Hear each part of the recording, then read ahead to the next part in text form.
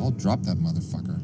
Recorded from the heart of the Music City, Nashville, Tennessee. What's his name? Fucking Shrek? Hey man, every book is a children's book if the kid can read. SoBros Network brings to you the SoBros Power Hour. 4 of us wolves running around the desert together in Las Vegas, looking for strippers and cocaine. That's cute.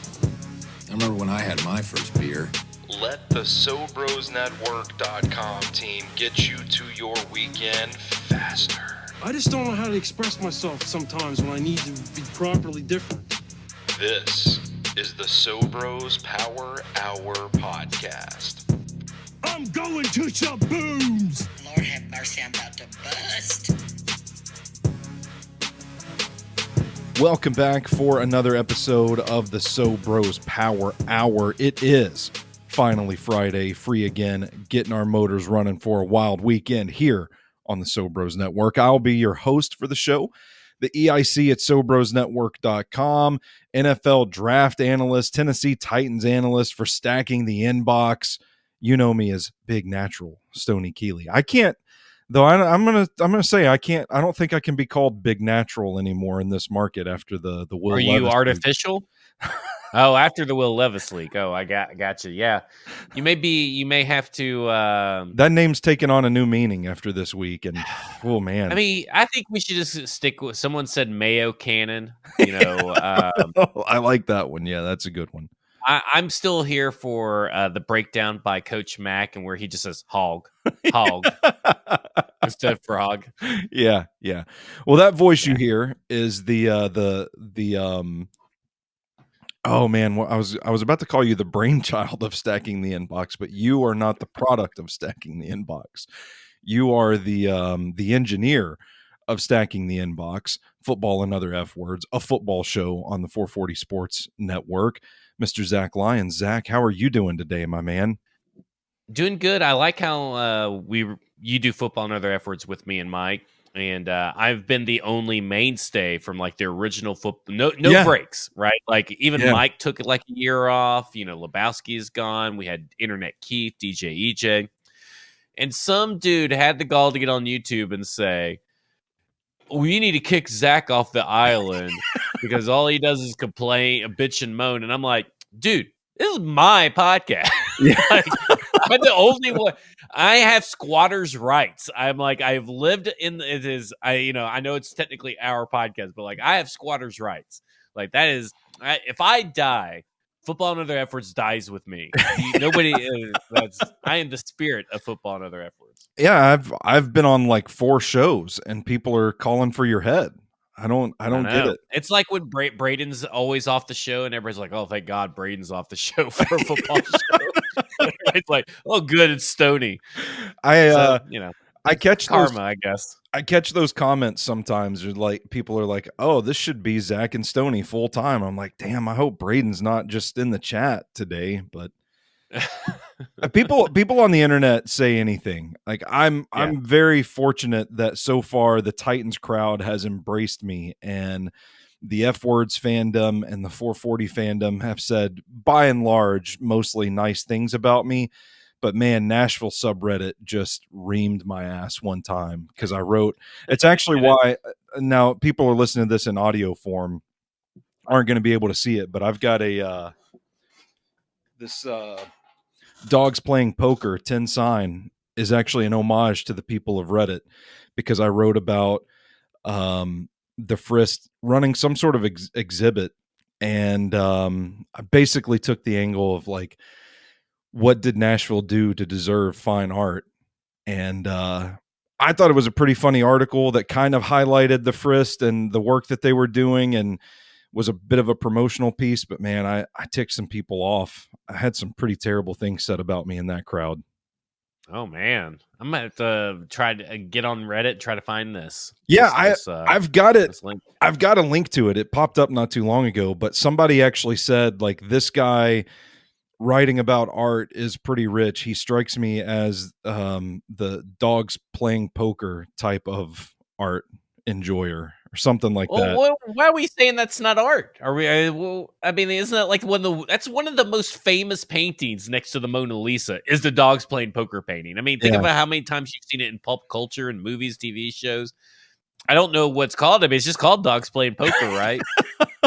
Yeah, so I'm leaning into the bit a little bit, and I'm like, yes, you know what? I do love dogs You know what playing you should poker. have done is write a short story based on that night. Like what happened, name Oh all the man, characters, what happened, yeah. and what was the end result, the winning hand. Maybe it all ends with them all pulling guns out on each other and shooting each other. I like that. It's like Reservoir Dogs, but Yeah. dogs There you playing go. Poker dogs. Reservoir Dogs playing poker.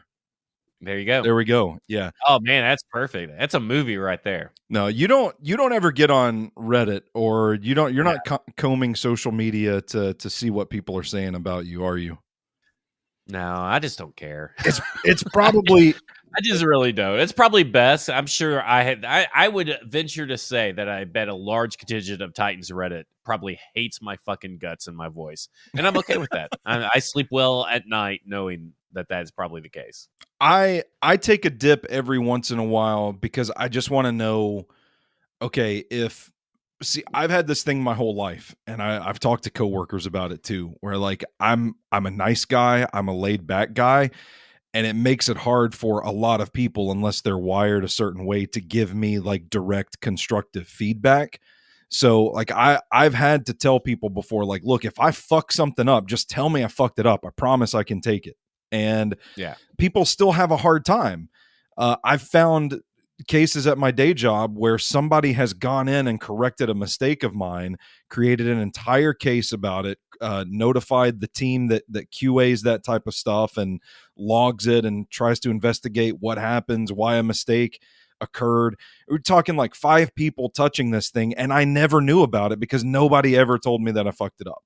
So for me, I don't have the people that are commenting on my stuff telling me I need to leave my own podcast. So if I see a topic of discussion, I'm like, okay, I'm going to dip in and just see if my name's in here. And I want to know what I'm doing that people like and what I'm doing that people don't like. And the problem with that is that people don't phrase things in a constructive way. So It's not like, oh, Stoney does these weird history podcasts in the month of June about the Titans, and it's just super boring, and we just want him to talk about this team. It's not stuff like that. It's like his personality is not for me. I'm like, well, shit, what can I do about that? I am who I am. Can't do anything. That's why I don't care. You just got to be authentically you and just trust that enough people will like you and listen to you and respect you, and that's all that matters. I also admit that sometimes I go into those threads because there are certain personalities that I do like to see people just shitting on them. So I'm like getting my popcorn. Hey, I respect it. Deal, I respect it. Yeah, just being honest there. But what are you working on this week, Zach? What do you have up on Stacking the Inbox, and where have you been? I literally have not written anything in a long time, so I'm going to write my articles tomorrow for next week because we're going out of town for a couple of days. And, oh, nice. So I'll be writing next week mainly about the year 2 jump that Will Levis, at bare minimum, has to make compared against other quarterbacks in their year 2. And then I've picked out about like 4 wide receivers that were kind of shitty their first 2 years, and that took a real big bounce back in year 3 to do that for Traylon Burks. Oh, and that will be out next week. And then working on trying to figure out what's the best way to measure success for JC Latham. Like, what does a successful rookie year look like for JC Latham, stat wise? So just a bunch of data shit. Yeah, well, now is the time to subscribe to Stacking the Inbox. A lot of good stuff up there. I've got a Film Friday going up today on Jalen Harrell. I'm going to be doing a couple of undrafted free agents for next week's column, and then for SoBros Saturday, we've got a travel pod with our buddy Sean jumping on to talk about Bryson City, North Carolina, nice little hidden gem in the Smoky Mountains. And next week is going to be, I believe, a new episode of Movie Review Rewind where Brandon and Sean and I are going to talk about Lawrence of Arabia. So you got like all kinds of stuff going on. Yeah, we do. On Stacking the Inbox. I'm laughing because, and it's probably doing a disservice, but someone goes, "Y'all copping the new Levis jersey?" And it's Levis, and it's the 8, but then it has the inches. That's pretty good. Yeah, the memes have been great, and I'm kind of conflicted about it because it is, a total invasion of privacy, and it's bad that this stuff has leaked, but I also acknowledge that I'm a degenerate that can't help myself. So all of the memes have been classic, and it's kind of wild. Like we should have known this fan base would rally around the quarterback because he's got a huge penis, but to see it unfold and like so many people just unanimously being like, hell yeah, that's my quarterback. That's kind of funny. My favorite one was like when it first dropped, I guess early this morning, people started tagging. People started tagging Stephanie, which is she's one of the Titans fans, and people were just tagging her. Man, what kind of reputation do you have that you have to be tagged? Yeah. Well, I mean, listen, sometimes those Titans Twitter after dark tweets, they lean a certain way. So, I don't know. People must have thought it was like a holiday, like it's happening. It's finally happening. The way I phrased it was, what I have is a penis. What Will Levis has is a cock. So that's my contribution to the meme. I have not watched it and will not watch it. But I'm glad that other people watched it for me, so I can still reference what happened. I can draw it for you so that you're not looking at the actual. Just go grab a big summer sausage out of the fridge and just shut up on screen. Yeah, exactly, man. It's been about a month since you and I teamed up and launched the Stacking the Inbox Draft Guide.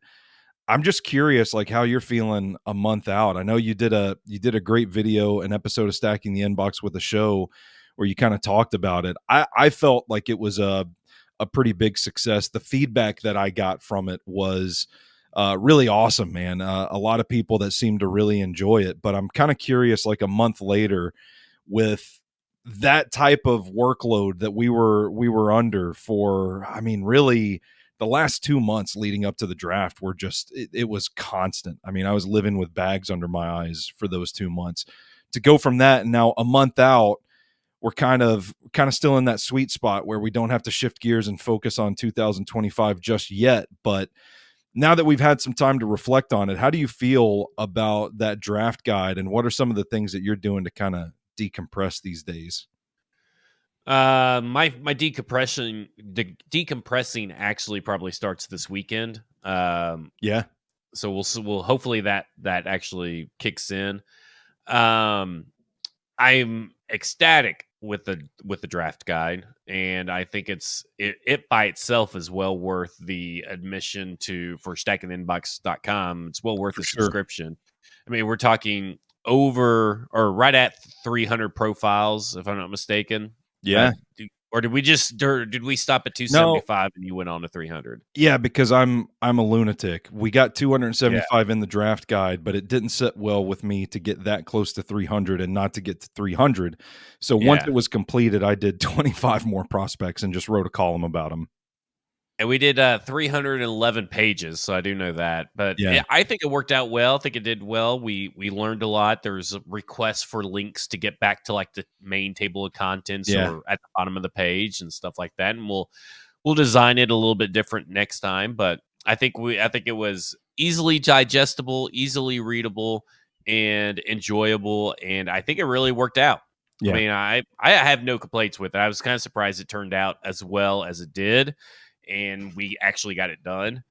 And I'm actually kind of surprised just a little bit about the amount of feedback that we got from it, because we got a lot of good positive feedback. I think the only negative feedback, and it's not really negative, it's just constructive criticism, was the links. We put the links at the bottom so we can click it to go back up. And so, yeah, I think it will be a lot easier next year to duplicate what we did this year. So now we kind of know how it goes and everything. We can kind of update it as we go and stuff. But yeah, I'm looking forward to doing it next year. But I am definitely looking forward to maybe this next month finally getting back to normal. Yeah, that's kind of what it's been like for me. It's been It's been hectic though, because once the draft was over, we had a week where I could kind of catch up, clean up all my notes, kind of plan the content for the next month. Like, okay, how am I going to do these film studies for guys that I hadn't already done film studies for? Planning that, and then we go up to New Jersey for a week because my sister-in-law got married, and then we get back on Mother's Day, and I go and get food poisoning that basically clears me out. It'll be 2 weeks on Sunday, and I still am not right. Like, I cannot eat more than one meal a day without just completely, like, my insides just totally blowing up. So that was pretty bad. And now I'm kind of with you. Like, we've gotten a lot of our stuff done, and now we're going to get out of town for a couple of days, beginning tomorrow morning. And I think this is where I'm going to be able to actually finally relax and just decompress a little bit. We're actually going up to Cincinnati. We're going to producer JT's old stomping grounds. We're going to go up there to the zoo, and I'd like to go to the sign museum, just do like the touristy stuff for a couple of days and come back. But I'm a big Memorial Day guy. I don't know what it is. It's not like I have this massive list of activities that I like to do on Memorial Day, but to me, it's like one of those crossroads on the calendar, or the transition. Like, we're going from, like, the spring's behind us, the summer's on the horizon. I'm all excited for all of these summer activities we have planned, we have lined up, and the 3-day weekend certainly helps get an extra day to rest a little bit. But where do you stand on the holiday itself? Do you usually have plans? Like, my wife and I almost always get away for Memorial Day. I think we've been together since 2012 was our first Memorial Day together. And I think the COVID year is the only year that we didn't go somewhere for Memorial Day. We just go boats. I mean, one of our friends nearby has a boat, and if we do anything on Memorial Day, it's usually that, or we grill out with nice. her parents or my family or something. We keep it very simple. We usually don't go out of town or anything.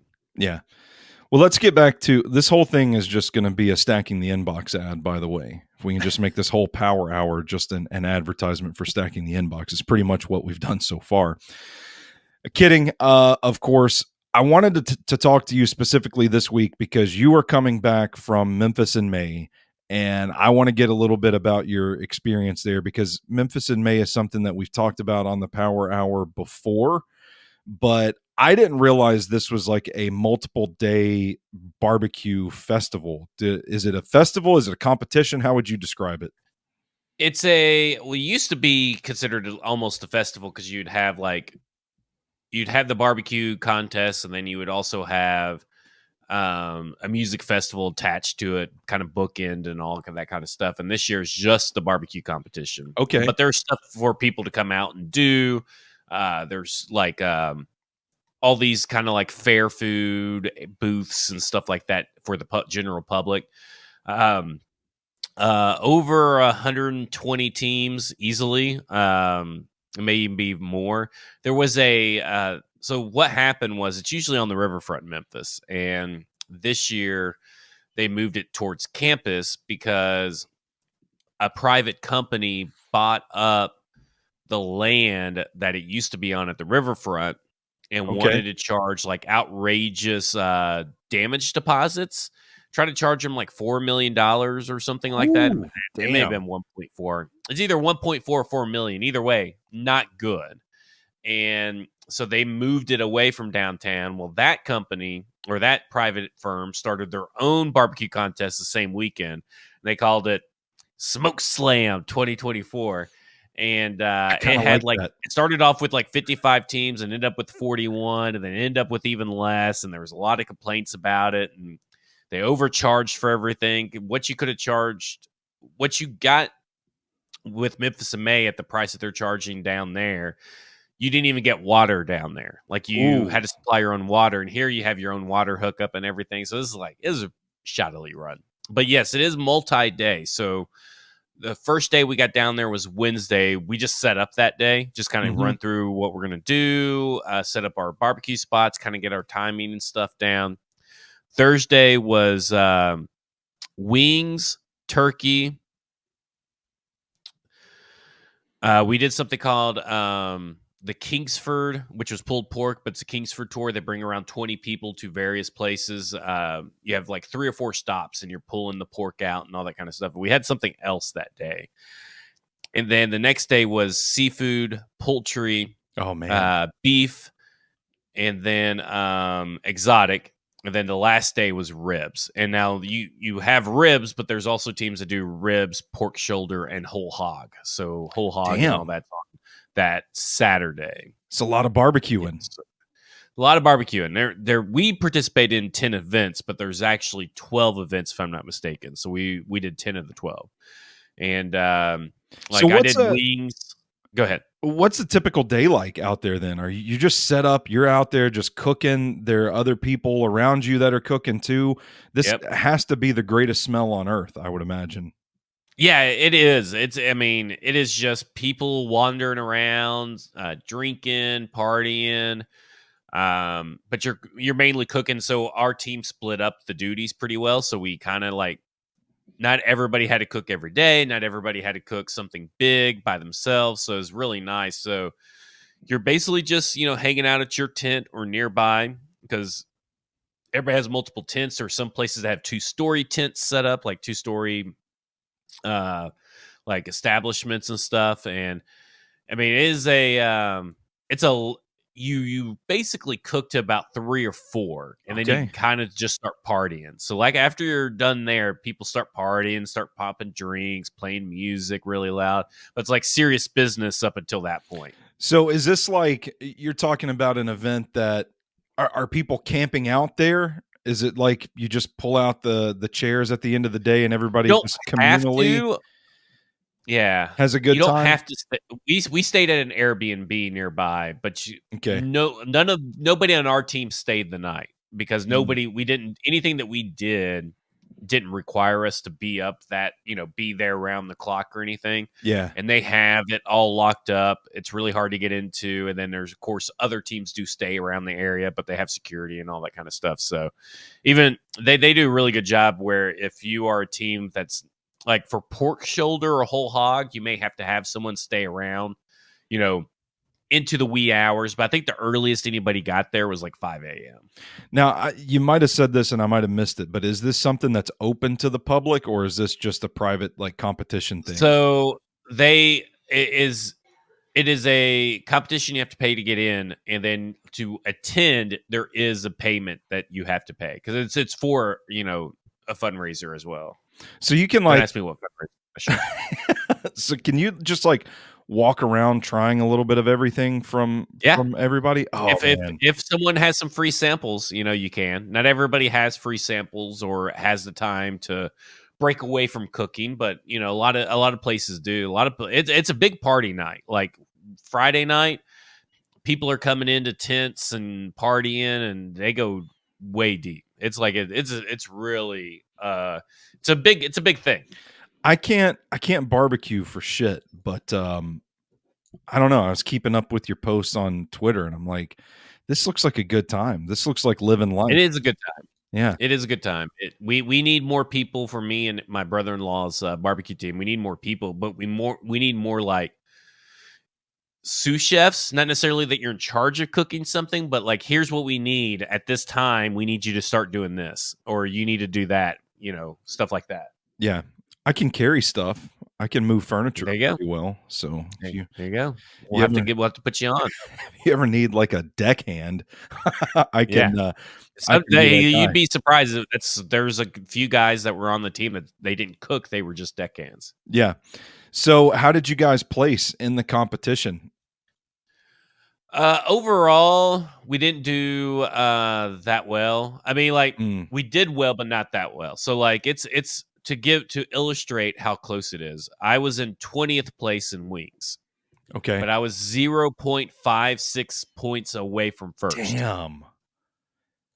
Wow. So our number of overall placement was not great, but our scoring was good. I think we weren't that far away from being in the top 10 overall, and even Yeah. combine all the categories. Our sauce placed 8th, and it was like 0.006 points or some Man. 0.06 points. So I was 20th at 0.56 in wings. In exotic, I was 68th, but it was 20 points away Yeah. from first place. So, like, I mean, it depends on the category, but there could either be a really small divide or a really big divide between where you're at in the realm of 129 teams. So what did you do for the exotic category? I did lamb banh mi, so that's lamb belly, which is basically Okay. lamb ribs, and I smoked those for 4 hours, and then wrap them up for 30, then pull them apart, shred them, and put them on bread. It's probably too much bread, and you really couldn't tell that it was lamb. So sometimes if people can't tell what it is, and then the bread takes it out, it was only my second time cooking it, and we wish we would have had flour tortillas. Oh Because then man. we would have pivoted to lamb tacos. Yeah. And I bought white corn, and they just don't taste good. Yeah. Yeah, I hear you. Well, it sounds like you are you're getting ready to get back in the kitchen and start prepping for next Yeah. year. Another run at it. I'm already been thinking. I'm thinking about duck pastrami sandwich. Ooh, okay. Yeah. Yeah. Well, if you need a guinea pig to no, I just want to eat the food. I'm not a good guinea pig at all because I have the palate of a raccoon. I'll eat fucking Oh, anything. well, there you go. So I could be like, yes, this is great, Zach. This is awesome. And it would be like the equivalent of like your dog's telling you a piece of bologna is awesome. You know what I'm saying? Yeah. Yeah. So they'd let me know by their farts. Would you let me know by your farts as well? Yes. Yes, absolutely. Well, man, we had a piece run on SoBros Network this morning or yesterday morning, the best places to watch the sunset in Tennessee. And I wanted to give you the opportunity, first of all, if you're even a sunset guy, you like to take advantage of a golden hour to kind of rest, maybe with a cold adult beverage, and then just enjoy the serenity of nature for a little bit. And if you are, where is your favorite spot to watch the sunset in Tennessee? I'm not either of those things. I enjoy being out at dusk and during the sunset, the twilight hours, I guess is what they call them or something. I'm not hip on my sunset lingo. Oh, that works. But I like, I'm fine with just being on my porch and not even seeing the sunset. I don't even think I see the sunrise or sunset from my back porch. I don't know. But I do enjoy the gradual decline of the heat and everything. I would say that if I had to choose a place, Up, which is, I don't know if it's still there or not, but it's the Fairview or Fairfield Inn that is in the Gulch. They have a really good spot up there. Oh yeah, that's an underappreciated rooftop bar. And I don't know if it's still open. The last time I was there was like 2 years ago. Yeah. Maybe. How often are you hitting the rooftop bars downtown these days? Oh, these days, like if you get me, I may be out down there like once or twice a year at max. If I'm even there. There may have been a year last year I didn't even make it downtown. If I am down there, I'm gonna be out on the rooftop at like 11 a.m. having a couple of drinks and hopping in a lift and getting back out of all the craziness by like 2 or 3 o'clock in the afternoon. Yeah, I'm with you. It's I used to could go, man. I used to could really go downtown. And the last few times I've been down there, I've just kind of felt like a fish out of water. Like I'd imagine this is what football players feel like, that moment that they know Father Time has caught up with them and they can't play the game anymore. Like, who was it that just recently passed that famously quit in the middle of the game? It was just like, I can't do it anymore. I can't remember. Oh, Vontae Davis. Vontae Davis, yeah. Like I relate to that when I go downtown these days and I see what's going on around me. I'm like, man, I can't do this anymore. I can't do it anymore. It's just not for me. Yeah. No, More power to the people. It's a young man's game. It's a young man's game. That indeed. Well, I did. Or a young person, I guess you say. Yeah, touche. I did recently go downtown for anniversary dinner. Aura and I celebrated 2 years married on Tuesday night. And we went to Luago over in the Gulch for the first time. It's kind of, more upscale Italian food. I got a gnocchi dish that was like pesto, parmesan, sausage, sun-dried tomatoes. It's like real like salty overload. And I thought it was great for a couple of bites, but then by the time I get through the whole dish, like the back of my throat's burning. There's so much salt in it. And I probably should have seen that coming, but my wife loved it. She got a short rib that had been braised in red wine, had some sort of like pickled cabbage on top of it with a bed of creamy mashed potatoes. And I liked hers. We should have swapped dishes in reality. They poured a pretty good old fashioned that lasted the entire hour and a half we were at the restaurant. I was still sipping on that same old fashioned. It was pretty good. Oh, yeah, how big was it? Well, I mean, it Were was. were you nursing it for a purpose? I wasn't. I wasn't nursing it on purpose, but I was drinking it pretty slowly to savor it and to enjoy it. But they were pretty generous with the whiskey pour, and then they put one of the big ice cubes in it that melt really slowly. So it was almost like I would take a sip, and by the time I took my next sip, enough of the ice had melted to replace what I had originally sipped out of the drink. So it's like this never ending old fashioned, it felt like. But, relative to a lot of the other cocktail prices around town these days, it was $16. And if I can spend $16 for a cocktail that's going to last me an hour and a half, that I ended up having to chug the last little bit of it because we were leaving the restaurant, I think that's a pretty decent value. And then Aura got a glass of wine as well.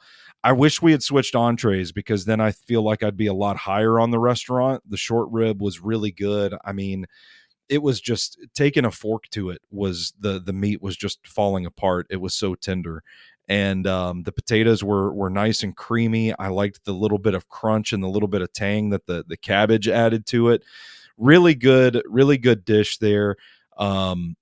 Just I felt like it's one of those places you pay for the ambiance. It's a beautiful restaurant. It's a nice restaurant. The service was great, but if I can just speak plainly for a moment, like $36 for a pasta dish is it's a bit much. I mean, for two entrees, an old fashioned and a glass of wine with the tip included, I spent $140. And if that's the case, if I'm spending that kind of money, there are other spots in Nashville. I'm going to go to Hawthorne. I'm going to go to Butcher and B. I'm going to go to Etch.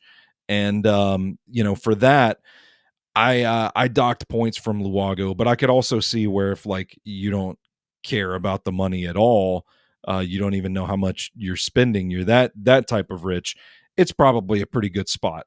So that's my thoughts on Luago. We always use this space to kind of talk about any new restaurants that we've been to.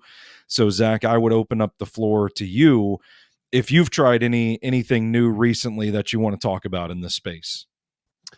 Nope. The last time I was downtown Nashville, we ate at Oak Steakhouse. It's just old reliable. I think it's the best steakhouse in Nashville. I will throw my weight around it. That is pound for pound, easily the best steak in Nashville. And they have these crispy sauteed mushrooms that are so good as a side, and they have Parmesan fries that are really good. And I mean, for me, if you're going to spend money, I'm getting a steak. I'm going to get me as good a steak as I can have, and that's probably, to me, the best steak in Nashville. A lot of people like bourbon. Michael Mina's place in the near the rooftop or whatever. Yeah, we've had a bad experience there, but my parents recently did Bourbon and Oak Steakhouse in back-to-back nights. I thought you'd say back-to-back meals. Still likes Oak. Yeah, no, Dad still likes Oak. So yeah, we're an Oak family. I've never been, but we've had this discussion before. I'm not a big steak guy. I'll eat a good steak every once in a while. That's a place where you get a steak. Like you get a steak there and you can taste the difference. It can melt in your mouth. It will be good. It's got good, perfectly seasoned, perfectly cooked to your liking, whatever it may be. Like there are some places that I get what you're saying. there's only so much you could do to a steak to make it taste different, but a lot of these places, it relies on the quality of the meat. Yeah. If you've never had Wagyu, there was a place up in Hendersonville that had it. I mean, I don't splurge, but I splurged on this because it was $100 and it was 12 ounces of Wagyu. Damn. And usually, for those that are listening at home, it's $4 per ounce, and you have to buy a minimum of ounces. It could be up to like $6 per ounce, but you have to buy like this many ounces. And so it was at that was a steal, because if you got 12 ounces somewhere else, I think Dad told me he got like 3 or 4 12 ounce or 3 or 4 like 4 ounce, medallions from bourbon. It was like $200 and something dollars. Damn. Like $250 or something like that. And it may have been more than that. And mine was $100. And I could taste the difference. Like, there you it go. melted. It was like butter melted in your mouth. So Man, I'm hungry too while we're recording this. It's not helping very much. Yeah. No. I'll put it this way. I went to one of the most famous steakhouses in Hell's Kitchen with my father-in-law. I can't remember the name of it now, but in New York City around Christmas time a couple of years ago, and I got the duck. And I wish you could have seen the disappointment on this man's face when he brought me, because the rest of the family was going to see a play and we didn't have any interest in that. We wanted to drink beer and eat steak and watch football. And then we go to the steakhouse and I'm like, yes, I would like the duck. And he's like, damn. So I blew that one, to be fair. Was it a good duck? It was really good duck, and I'm a sucker for duck. I love duck. That's what I'm going to get anywhere that I go. And actually, Luago had some sort of duck ragu dish that I passed on because I don't know. Like I am such. There's no other way. There's no easy way to say this. I am such a whore for pesto that if I see pesto in a dish, it's automatically like triggers something in my brain where like that's what I got to order. That's what I'm going to do. And that's what I did. And I ended up kicking myself for it. But luckily, my wife got the short rib and it was pretty good. Do you have an Italian spot in Nashville that you typically go to for Italian? No. It's not a big Italian city. I know. They're just not that good. Yeah. And that to me is the problem, is that like everybody's like they're like Maggiano's, and I think the best one is, the best one, it's somewhere in central Sylvan Park area, and it was Pastaria. Oh yeah, I haven't been there yet. Pastaria is pretty good. They have, you could taste the difference between homemade. We have a place up here that has these this family up in Goodlettsville.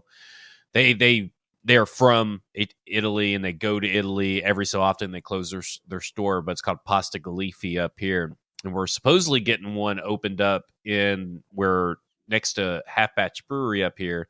That's supposed to be really good, but I don't know. I can't remember its name. I'll say this: the the 2 Italian places I've been to up here have better Italian food than anywhere in Nashville. But you can't find good Italian food in Nashville. It's like, it's really hard to find good hot wings in Nashville, and everybody will say strikeout wings. It's okay. Yeah. But like, it's really hard to find good Italian places down there too. So you may have found the best one, but it's still probably not that great. See, I'm married into New Jersey, and when I went up there, and every little fucking neighborhood in the entire state has an Italian restaurant in it that will put anything in Nashville to shame. It kind of ruined me on it. Like, we don't even really try to get Italian. Every once in a while, we will just go to like Olive Garden to get our pasta fix, just because we want like a big plate of chicken Alfredo or something like that. And it's fine. But going up to Jersey on vacation, that's one of the 2 things. Like, we've got to go get some Italian food while we're up there, and we got to go get Chinese food, because it's not the same down here either.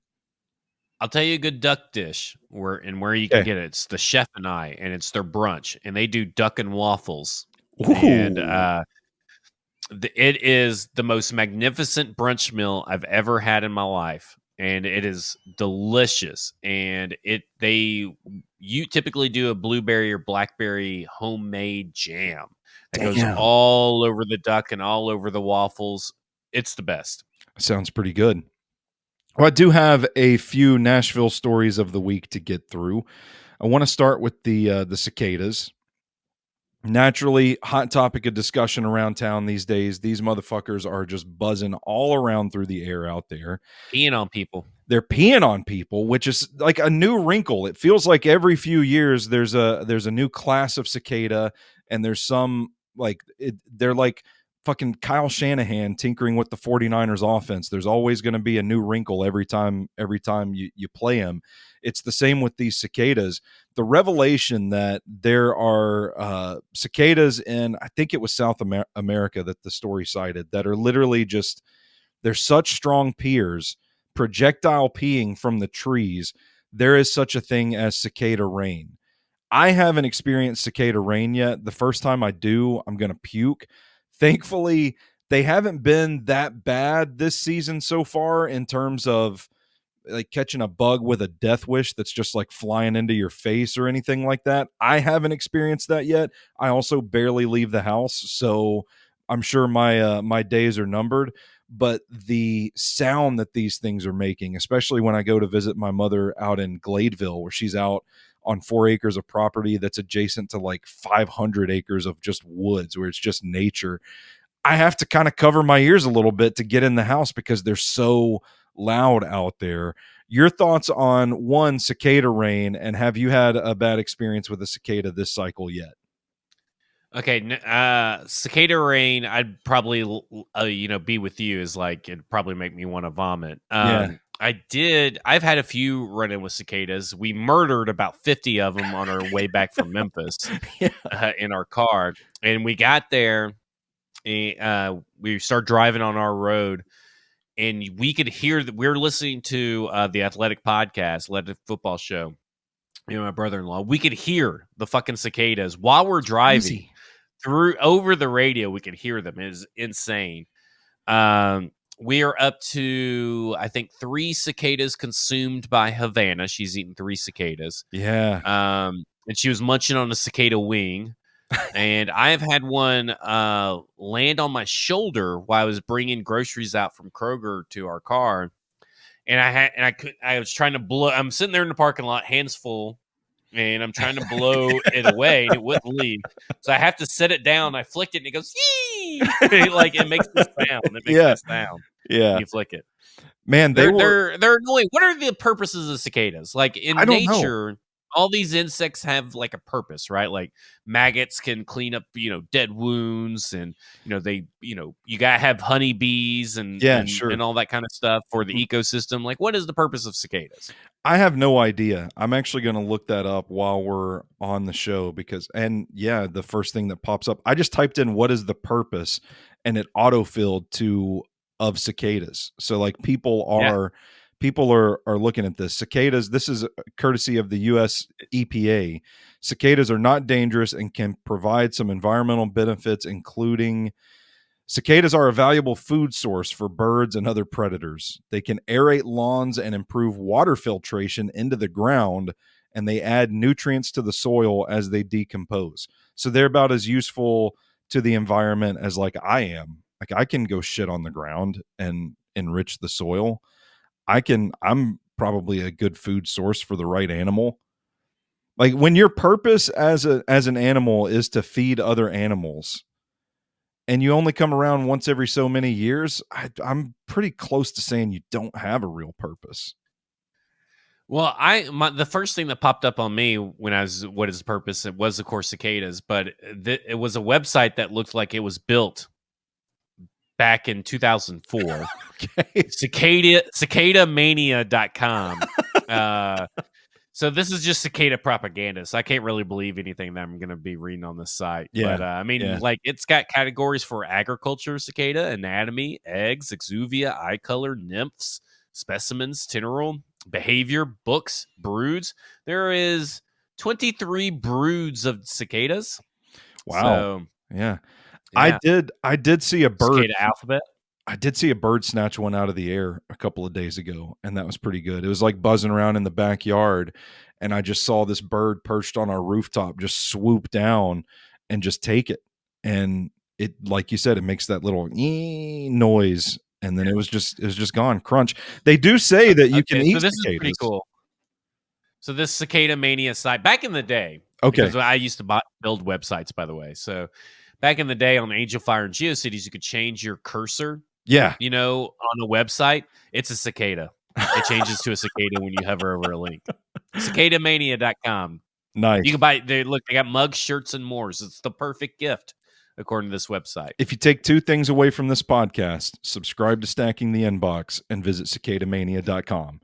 That's what And get you a Magic Cicada notebook for $20 at their Zazzle store. There we go. They say that you can eat them. That you can. There's every time they come about, there's like I think it's a Washington Post article or New York Times or something. That's like a clickbait piece. That's like recipes that call for cicadas. And I don't think I could ever get past that. I know crickets are a common snack as well. I would never eat a bug. Let me tell you that. I would have don't care about trouble with chocolate covered ants or anything like that. I'd throw up. Yeah, I had a job about a decade ago, and my boss, his wife was from Thailand, and he would tell me about some of the things that they ate and the way that they would just like deep fry crickets and just put them in a bag like you would get a bag of peanuts or something.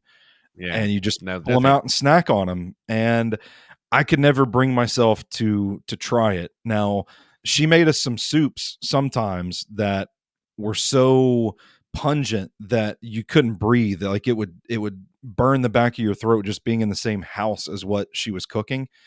And one time I took a bowl of her soup, ate it. It was always delicious. I love Thai food. Thai food's one of my favorite cuisines.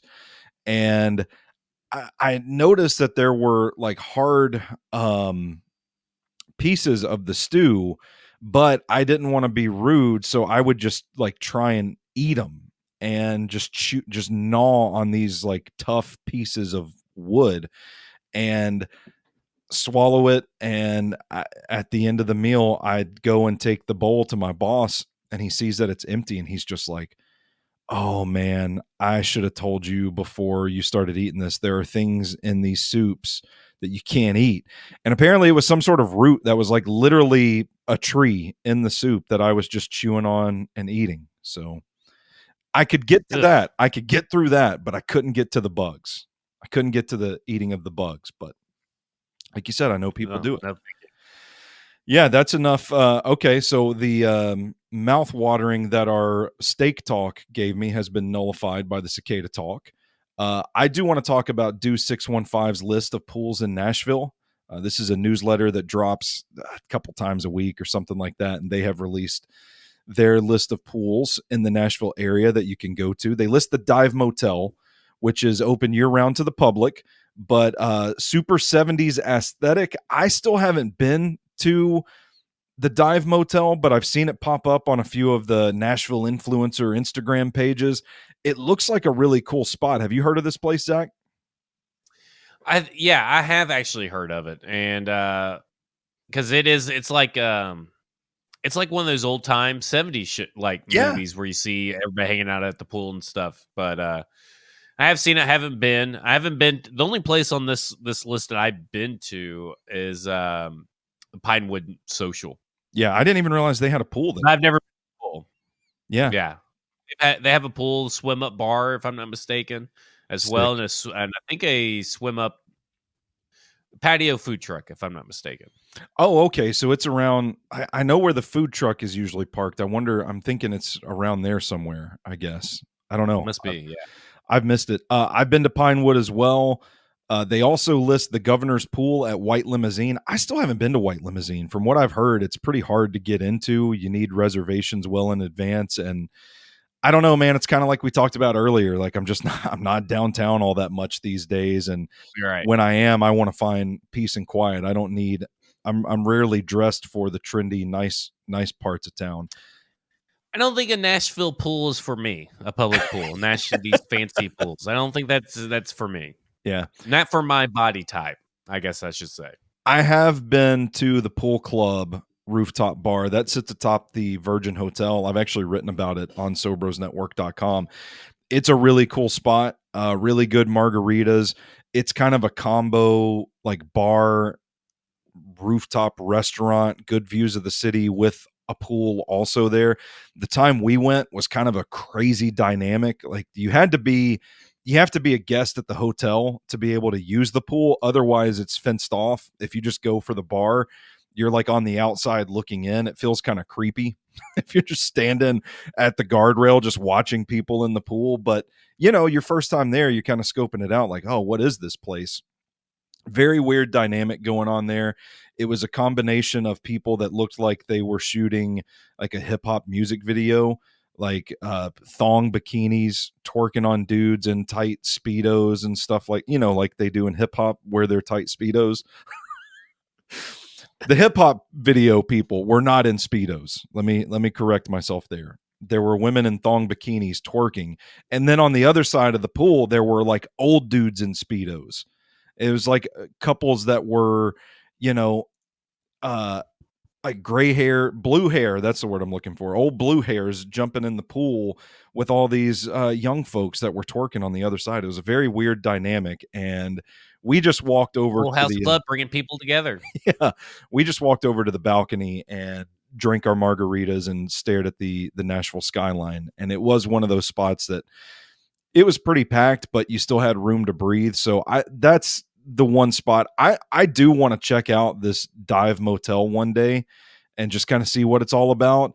But the Pool Club is the spot on this list that I can definitely advocate for. And I think I've been up to that bar, but not to that pool. oh, gotcha. Okay. Yeah. So another story this week that I have written about on SoBrosNetwork.com, and I'm just going to read this one sentence from it. This is courtesy of the New York Post. A woman who says she married, then divorced a ghost has adopted a possessed clown, but said that it's made her ex jealous. So this is a paranormal love triangle we got going on here. Really, really interesting story that I think I made it to the end of and was like, oh, this is just a giant promotion for this lady's TV show, but that's neither here nor there. It sparked an interesting conversation in our Slack group about supernatural entities that we would marry. And I think you and I are on the same page here that the move would be the vampire. Can you explain your case as to why?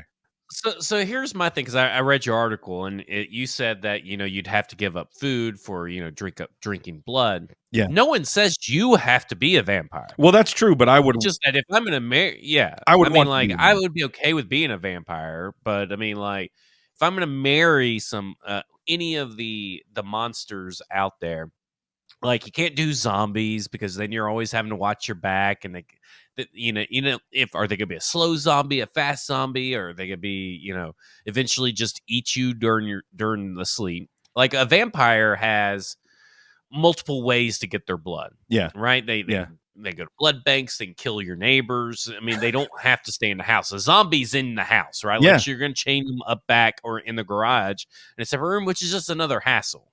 Yeah. The sleep schedule with the vampire would be pretty rough, but I mean, you eventually just have to adjust. I think I could. Werewolves would be terrible. Hair everywhere. I mean, shedding everywhere. Yeah. I mean, not a lot of when they turn into the wolf. You have to make sure that you have to kind of work around their schedule. Yeah. It's almost like a period. Like you just kind of have to like tiptoe around the full moon schedule and make sure you don't piss off the werewoman and all this stuff. And then they're mindless beasts. And then how many shampoos do you have to have? Are you going to have to get a dog wash station in your house? And it's obviously got to be human sized, right? So it's like you have to have a separate bathtub because you can't use the bathtub your guests are going to be at because there's going to be so much hair clogged in the drains. Think about the Drano. You have to have a lot of maintenance. Raw meat. Oh my gosh, all the raw meat. I mean, like you just have to keep it stocked. You think about marrying a mummy. Mummies don't typically move that well. You're just going to give up your sex life, If you have sex and then you break them in half. Yeah, they're just bones, and dust, and all that. Yeah, and like you have to like What you can do? Unwrap them and then wrap them back. I mean, that's worse than trying to get a condom out. I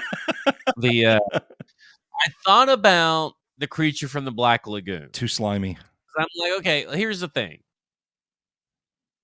They go back away. Like you get true. rid of them for a little bit. You got a little break from them and stuff, and then who knows? But then you're right. It's kind of like probably slimy and disgusting. Frankenstein. Well, that the conversations are not going to be great. See, the thing with Frankenstein's monster, don't you feel like if you marry Frankenstein's monster, you're kind of taking advantage of Frankenstein's monster? Like he might not know necessarily what he's getting into. And when the Bride of Frankenstein, she's a handful, right? I mean, she's insane. Yeah, I don't know. I think ghosts just don't make sense. Like, are you really married? How do you ever catch them if they're cheating on you? You never know if they're going to cheat on you, especially if it's with another ghost. Disappeared. Demons would be terrible because I thought about maybe like demons, like and a demon has inhabited somebody. Yeah, but man, that again, internal damnation just doesn't sound appealing. Like if I'm going to go the internal damnation part, I'm going to go the immortal part. I'm going vampire, going immortal. I'm with you. We're on the same page on this one. I think it's an enlightening. I just can't think of another one. Well, I mean, you could start going into like the cryptids, like Bigfoot, Mothman, stuff like that. But I don't really. But they're all disgusting. Who wants to be with those people? They're creatures. They're just unlovable creatures. At least vampires, by and large, vampires feel pretty sexy, pretty stylish. Creatures, and I think I could adjust to being up at night all the time. I think I would definitely want them to turn me into a vampire. And if you are a vampire, that blood probably hits the same way a steak hits you and me. So I think that's a non-issue as well. I'm with you. Insightful conversation here for sure, but it does get us to our closing icebreaker for this week's Power Hour. Brandon and I recently talked about Ryan Gosling's filmography on the VixFlix podcast, where Brandon reviewed The Fall Guy. Zach, I know you're a big Ryan Gosling fan as well, so I wanted to give you the floor. A little disappointed by The Fall Guy, by the way. I haven't seen it yet. Brandon said it was okay. I know there are some other members of the SoBros team that really liked it and enjoyed it quite a bit. So I'm curious to see what I'm going to think. But I wanted to give you the floor to give your Ryan Gosling Mount Rushmore. Well, I mean, it starts off with The Nice Guys. Nice Guys is easily the best Ryan Gosling movie out there. I would also put, can you count Remember the Titans? You could. And that was the big thing I had because, it's a really good movie, but is it really a Ryan Gosling movie? Yeah, I mean, we kind of counted everything that he was in. Like you could totally do that. So I'd put that up there. I'd put Barbie up there. Yeah. And I had a real hard time choosing between, so I'm going to have to do a rewatch. Well, I've decided from looking at his filmography, I have to do a rewatch on 3 movies: Lars and the Real Girl, The Ides of March, and Fracture with Anthony Hopkins. I remember really liking Fracture, and I'm far enough removed from Fracture where I know there's a twist, but I'm not going to know what that twist is. So I'm that far removed. I think I've never seen DVDs were, Yeah. I know a lot of people like Drive. Drive just wasn't for me for whatever reason, and maybe at the time I was watching it, I wasn't in the right headspace. So that's another guy I need to add to the list of things to watch of Ryan Gosling. Is I need to go those 4. So it was Barbie, The Nice Guys, and I'd put Remember the Titans in there now. But with the chance that if I go back and watch these 4 movies, that one's probably coming off. There we Remember the Titans. There we go. All right, Zach, that's going to do it for this week's episode of the SoBros Power Hour. Why don't you shout out again where our audience can find your work and where they can find you on social media these days? StackingTheInbox.com is where you'll find all my written work. Of course, a football show Mondays and Thursdays, 1 p.m. Central Standard Time on YouTube. So go to the 440 Sports YouTube page. Also, while you're there at the 440 Sports YouTube page, you can set notifications. That way on Wednesday, when me, Stoney, and Mike go live on Football and Other F Words every Wednesday at 1 p.m. Central Standard Time, we will be able to entertain you with our threesome of men talking about balls. Yeah. And then you can follow me on X/Twitter at FWordsPod. There you go. And I'm at Stoney Keeley on Twitter, at SoBros Network on all major social media platforms. Until next time, you stay classy, Nashville.